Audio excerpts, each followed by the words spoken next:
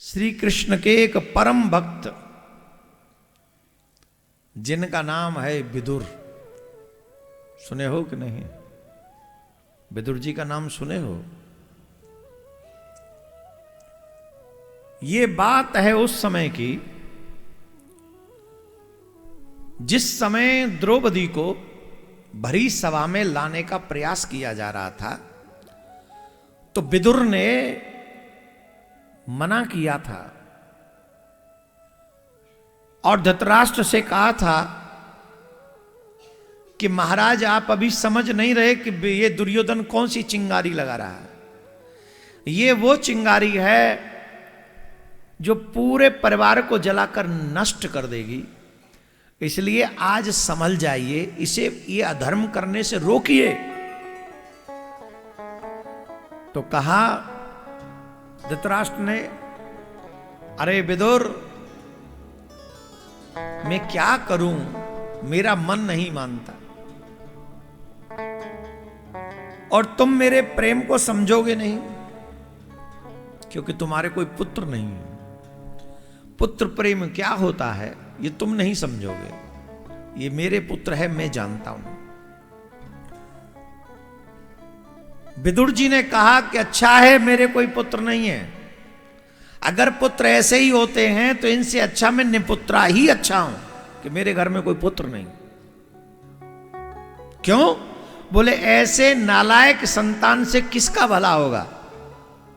न कुल का भला होगा, न मां बाप का भला होगा, न पितरों का भला होगा, न आने वाली पीढ़ी का भला होगा, न इसका खुद का भला होगा। ऐसी नालायक संतति पैदा करके करोगे क्या? किस काम की ये नालायक संतति?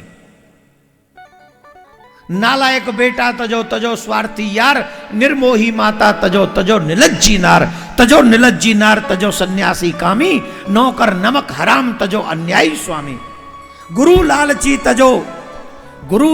तजो तजो चेला अलसेटा, पिता अधर्मी तजो तजो नालायक बेटा।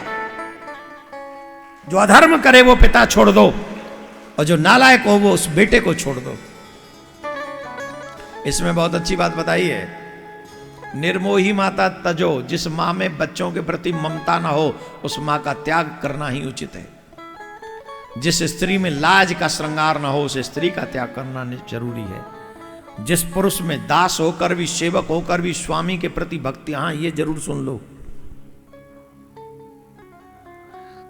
90% लोग ऐसे हैं कि काम न करना पड़े पैसा मिल जाए, इस मेंटलिटी से लोग काम कर रहे हैं। हाँ या ना? बोलो ईमानदारी से। 90% लोग ऐसे, और हर क्षेत्र में, मैं कोई पर्सनल न ले इस बात को, हर एक क्षेत्र में चले जाओ। फैक्ट्री वाले भी ये सोचते हैं कि रात में ड्यूटी करने वालों को देखो जाके। भाई रात में जो ड्यूटी कर रहे हैं मालिक ने किस लिए रखा उनको? बोलो, जागो, देखो, काम करो। और मालिक गया तो क्या करते हैं? अब काम तो नहीं किया और दाम मिल गए, तो ये दाम क्या करेंगे? तुम्हारा काम करेंगे ना, तुम्हारा काम हराम करेंगे। बेईमानी से की हुई कमाई चाहे दिखने में सुंदर है पर करती विनाश ही है। अब मुझे यहां दक्षिणा दे दी गई, कथा करो, और मैं यहां के बस हाँ ठीक है चल रहा है। किसी दिन 1 घंटा बोल गया, किसी दिन 2 घंटा बोल गया, किसी दिन नहीं बोला। बोलना तो पड़ेगा ही, गए हैं तो।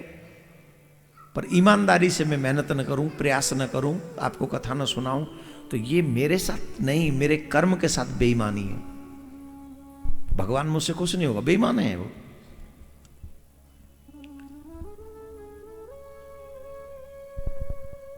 गुरु लालची तजो, जो गुरु लालची हो उसका त्याग कर दो, और चेला आलची हो उसका त्याग कर दो। जो हमारे चेला यहां बैठे हों, अगर आपको लगता हो हम लालची हैं तो हमारा त्याग करना उचित है, आप हमको छोड़ के जा सकते हैं। और ऐसे चेला बहुत हैं जो मुझे पता ही आलसी हैं, खुद भी चाय बना के नहीं पीते, हमें क्या पिलाएंगे?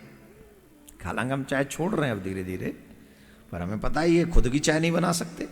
इतने आलसी। हाँ, इनको फोन पर ऑर्डर करवा लो, कुछ भी 1 सेकंड नहीं लगेगा, ऑर्डर कर देंगे। हाँ गुरु जी ले, क्या खाएंगे गुरु जी? चूल्हे में ते राख खाएंगे, लिया करे ऑर्डर मिल जाए तो कहूं क्या गजब की बात है। कुछ न करना पड़े, ऑर्डर से काम चलेगा। तो सेवा का भाव किसको लगेगा? उसी को जो बनाएगा। पैसा देना आसान है, लेकिन अपने हाथ से एक रोटी बनाना आसान काम नहीं। वो सेवा है, वो सेवा है। तो चेले को आलसी नहीं होना चाहिए, गुरु को लालची नहीं होना चाहिए, पिता को अधर्मी नहीं होना चाहिए, और बेटे को नालायक नहीं होना चाहिए, स्त्री को निर्लज्ज नहीं होना चाहिए, और माता को निर्मोही नहीं होना चाहिए। तो विदुर जी ने बहुत समझाया, उनकी समझ में नहीं आया, और धृतराष्ट्र ने कह दिया कि तुम पुत्र नहीं है, इसलिए तुम ऐसे ज्यादा बोल रहे हो। पर भाई ठीक है, तुम बोल लो, बात ठीक नहीं। अच्छा, ये सुन के दुर्योधन को गुस्सा आ गया। ये दासी पुत्र है। क्या कहा? ये दासी पुत्र है, हमारे यहां की रोटी खा खाकर, अन्न खा खाकर इतना बड़ा हुआ, और हम ही से जुबान लड़ा रहा है, हम ही को गलत ठहरा रहा है। तो ये बात जब कही तो विदुर जी को बुरा लग गया। देखा कि धृतराष्ट्र कुछ नहीं बोले। दुर्योधन बोला, आज पहली बार बोला इतना गंदा, इससे पहले इतना नहीं बोला था। आज पहली बार बोला, और जब पहली बार बोला फिर भी धृतराष्ट्र बोले नहीं, चुप रहे, क्योंकि उनको कहना चाहिए था मेरा भाई है, तुम चुप रहो, तुम क्यों बोलते हो। धृतराष्ट्र नहीं बोले, तो विदुर जी को लगा कि अब यहां हमारा रहना उचित। एक बात बताएं, जहां तुम्हारा आदर ना हो वहां तुमको रहना नहीं चाहिए। जहां तुम्हारा आदर हो वहीं तुमको रहना चाहिए। और एक और बात सुन लेना, आदर भी तभी होगा जब कर्म तुम्हारे आदर के लायक होंगे। कहीं ऐसा ना हो कि कर्म तो तुम्हारे मतलब कटने लायक हैं और सोचो आदर मिल जाए, तो फिर तो जहां जाओगे वहां कटोगे ही, आदर कहीं नहीं मिलेगा। सही है गलत है? कर्म अच्छे हों उसके बाद भी आदर ना हो तो छोड़ दो। और इस आदर की अपेक्षा 2-3 जगह नहीं करनी चाहिए। एक तो भगवान के घर में नहीं करनी चाहिए कि हमारा आदर हो जाए, एक माता पिता के घर में नहीं करनी चाहिए हमारा आदर हो जाए, और एक गुरु के यहाँ भी ये आशा नहीं रखनी चाहिए कि वहाँ हमारा आदर हो, फूलमाला पहनाई जाए ना। वहाँ तो तुम आदर करने जा रहे हो आगंतुक लोगों का, जो वहाँ ऑलरेडी आएंगे, उनका स्वागत तुम करोगे। अब पता नहीं कितना समझ पाओगे। 3 जगह आदर की भावना नहीं रखनी चाहिए, माता पिता के यहाँ, भगवान के मंदिर तीर्थ में, और एक अपने गुरु के यहाँ। बाकी किसी के यहाँ जॉब भी करते हो तो रिस्पेक्टफुली वहां भी आदर होना चाहिए, लेकिन आदर के लायक मेरा कर्म पहले होना चाहिए। पता चले वहां चोरी कर रहे हो जाके, कि उनकी नजर नहीं पड़ जाए, हम चुरा ले जाएं, और जब चोरी पकड़ी जाए तो फिर आदर होगा? बोलो फिर क्या होगा? अरे कछु तो बोलो, क्या होगा फिर? दे भैया जाकी मोर पे लट, यही होगा ना। तो आदर के योग्य मेरा कर्म हो तो फिर चक्कानंद मिले, और जहां आदर ना हो वहां से चला जाना चाहिए। और विदुर जी ने राजसभा का त्याग कर दिया, और विदुर जी ने निर्णय कर लिया कि आज के बाद मैं दुर्योधन के राज्य का अन्न नहीं खाऊंगा, और विदुर जी चले गए। अच्छा, जब विदुर जी चले गए तो भ्रमण करते करते एक बार वो जमुना जी पे मिले। जमुना जी पे वृंदावन में यहीं आए हुए जमुना जी पे, तो यहाँ विदुर जी को उद्धव जी का मिलना हुआ। और जब उद्धव जी का मिलना हुआ तो उद्धव जी को देखा, विदुर जी बड़े प्रसन्न हुए, लेकिन देखा कि उद्धव जी बड़े दुखी हैं। तो पूछा आपके दुख का कारण क्या है, आप दुखी क्यों हैं, आप परेशान क्यों हैं। तब उन्होंने बताया कि द्वारकानाथ पृथ्वी छोड़कर चले गए, और ये सुना, पांडव महाभारत युवा, ये हुआ सब पता चला। तो विदुर जी को लगा इतनी जल्दी ये सब हो गया और हमें पता भी नहीं चला। विदुर जी दुखी हुए। तो फिर विदुर जी ने पूछा कि भगवान श्री कृष्ण के जाते समय मेरे लिए कुछ कहा क्या? अगर कुछ कहा तो मुझे सुनाइए, मुझे बताइए। तब विदुर जी को उद्धव ने कहा, देखो मैं तुम्हें कुछ नहीं बता सकता, इस समय मेरी स्थिति जो है कृष्ण वियोग में ऐसी है कि मैं तुम्हें कुछ बता नहीं सकता, पर फिर भी तुम्हारी याद भगवान ने जाने से पहले की है। क्या? जाने से पहले भगवान ने तुम्हारी याद की है। और उस समय मैत्रेय जी वहां थे, मैत्रेय मुनि भी सुन रहे थे, और उन्होंने मैत्रेय मुनि को कहा कि विदुर को बताना। और उनको क्यों? बोले देखो, विदुर ने मेरी बहुत सेवा करी। जब मैं हस्तिनापुर गया तो काकी ने मुझे केले खिलाए, विदुर जी ने खूब सेवा करी। मुझे दुख इस बात का है कि मैं विदुर और विदुरानी के लिए कुछ कर नहीं सका। क्या किया था भगवान को? सिर्फ केले के छिलके खिलाए थे। और भगवान उसी को याद कर रहे हैं कि मैं उन्हें कुछ कर नहीं सका। कब?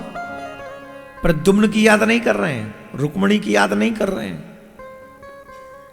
जाने से पहले किसी परिवारीजन की याद नहीं कर रहे हैं, भगवान महात्मा विदुर की याद कर रहे हैं कि मैं उन्हें कुछ दे नहीं सका।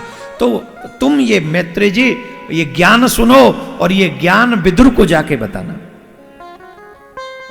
देखो, जिनसे कुछ भी ग्रहण करो फ्री में कुछ मत लेके जाओ। कोई भी व्यक्ति तुम्हारे ऊपर उपकार करे तो उसका उपकार का बदला उपकार से करो, नहीं तो ये ऋण रह जाएगा तुम्हारे ऊपर। तुम किसी से रास्ता भी पूछते हो तो थैंक यू बोलते हो ना। ऐसे ही माँ बाप की सेवा क्यों जरूरी है? क्योंकि उनका ऋण है हमारे ऊपर। धर्म की सेवा क्यों जरूरी है? क्योंकि धर्म का ऋण है हमारे ऊपर। गुरु की सेवा क्यों जरूरी है? गुरु का ऋण है हमारा। पाणी ग्रहण करा दिया परमात्मा के साथ।